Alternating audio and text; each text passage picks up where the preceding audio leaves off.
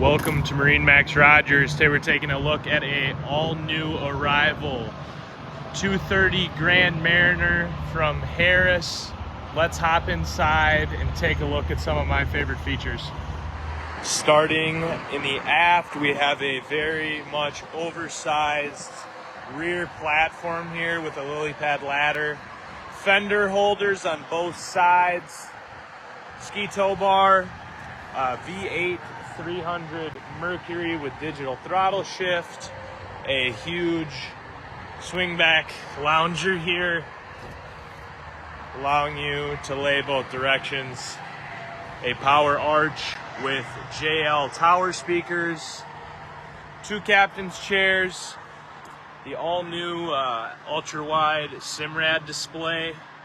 Great way to be able to run mapping, engine screen, really be able to do everything on one screen without having to switch back and forth.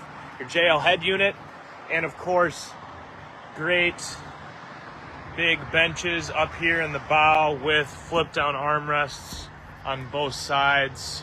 See-through gates up in the bow, making it easy to see the dock.